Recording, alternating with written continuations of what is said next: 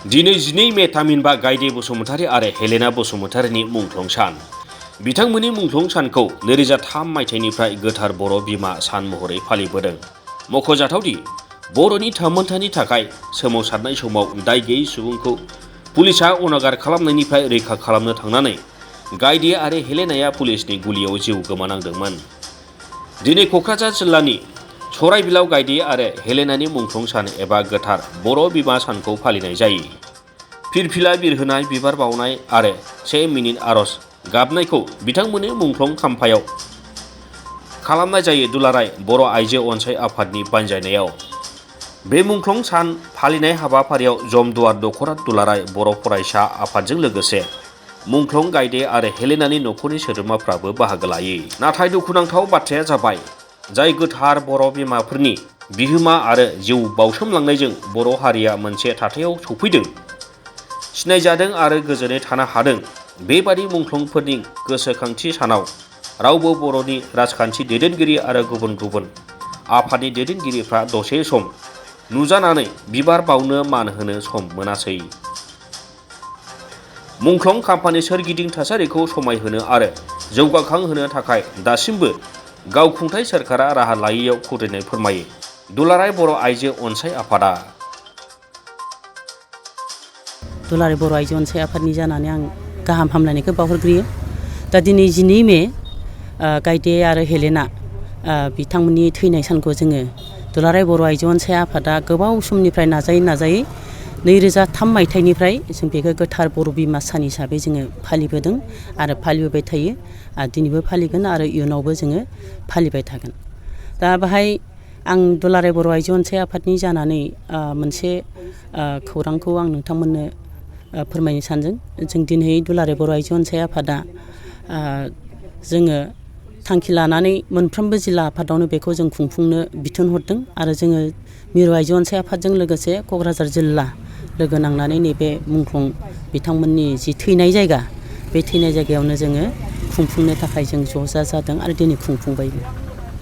दा बाहाय जोङो दुलाराय बर' आइजो अनसाय आफादा मोनसे खोथाखौ बुंनांगोन जे गोबां समाव जोङो गोबां बार दुलाराय बर' आइजो अनसाय आफादा नैबे गायदे आरो हेलेनानि जिथु थैनाय जायगा, बे थैनाय जायगाखौ जोङो मोनसे समायनाहाय बेखौ गायसंनो बा बेखौ जोङो फोसाबनो होननानै गोबां नाजाबोदों। नाथाय आं मोनसे खोथाखौ बुंगोन, गोबाङै जोङो साबना हामना खालामनो हायाखैबाबो गिबियावहाय जोङो बै समाव BTC सोरखारनाव आर'जलाइ बिनानै जों एसे नैबे हाफ्रा एकदमबारे गैथारामोन, जों बेखौ एसे आर्ट फिलिं खालामनानै एसे फोजाबखांनो हादों।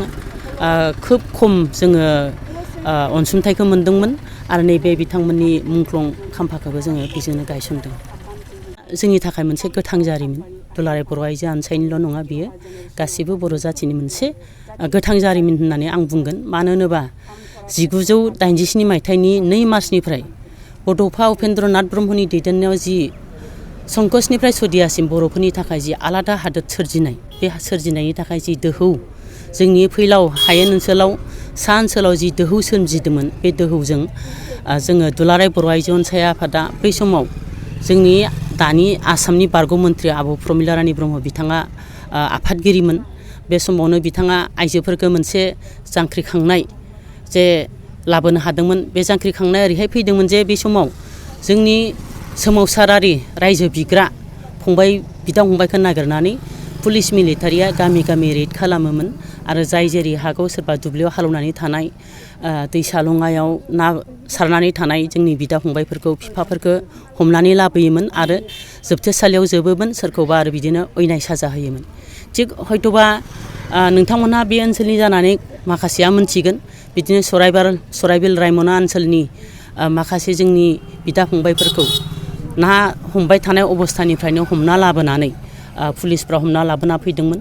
जोंनि बर' आइजो अनसाय आफादनि मोनसे समनि जि आब' प्रमिला रानी ब्रह्मनि जि खावलायखानाय, बे खावलायखानाय बादियै जोंनि बर' आइजो अनसाय आफादनि माखासे मावथिजों लोगोसे गामिनि आइजोफ्रा ओरैबायदि मोनसे दोहौजों, ओरैबायदि आबेगिक इमोसन जों जे बे हमनानै लाबोजानाय सुबुंखौ बिफाखौ बा बिदाखौ होबथानानै जों पुलिसनि आखाइनिफ्राय बोखानानै लाखिथारनो हानांगोन। बे दोहौजों बे सान्थौजों जोङो बयबो लोब लोब ओंखारना फैदोंमोन आरो पुलिसनि आखाइनिफ्राय जों लाखिनो नाजादोंमोन। बेबायदि लाखिनो नाजाबाय थानाय अबस्थायावनो पुलिसफ्रा गुलि गावनानै गायदे आरो हेलेनाखौ जायगायावनो जिउ फोजोबदों। मिथिनांगौमोन, मोनथियाखैबा बे दुखुनांथाव खौरां। मानो होनोबा बिथांमोननि जिउ जारिमिनखौबो जोंनिनो आबोबनिनो मोनसे समनि लोङाइ गाहाय नेहाथारि लोगो नेहाथारि आब' भबानि बाग्लारिया मोनसे बिथांमोननि सुंद' जिउ जारिमिन लिरनानैबो बिजाब महरैबो फोसावखाबाय आरो बेखौ जोङो बोसोरफ्रामबो फालिनाय जायो। आरो बिथांमोना हयथ'बा गोबाङा बिदिनो मोनथिगौ, गोबाङा मोनथिनो गोसो गैया जानानैनो मोनथियाबो जानो हागौ। आरो बिथांनि जिहेतुके दासिम गायदे आरो हेलेनानि सोरनिबा बिदा फंबाय सोरनिबा फिसाफ्रा गोथाङै थांनानै दङ हिसाबै मोनथिनाया बयनिबो थाखाय गोनां। जों दुखु फोरमायो। दा आं खावलायगोन जेसेबां सिगांनि गभर्नमेन्टफ्रावबो जोङो एसे जुजिनानै नैबेखिनि हाखिनिखौ जोङो आर्ट फिलिं खालामनानै जि एसे जौगाहोनो हादों। दा आथिखालाव बिटिआर सरकारा जाहाथे सोरनिबा थिखादारनि दारैनो जा सोरबा एनजिअनि दारैनो जा बेखौ जौगाखांहोनाय बेनि नुथायखौ सिनारिखौ बा बाहाय जोंनि थाखाय जिरायसालि खालामनाय बा मोनसे न'ब्लां लुना होनो हानाय बेखौ सोरबा जुदि गोसो गुदुङै जुदि मावोबा जोंखौ दुलाराय बर' आइजो अनसाय आफादा मस्ट वेलकाम। गसाइगावनिफ्राय सनाराम मुसाहारिनि रिपर्ट, समनि रादाब।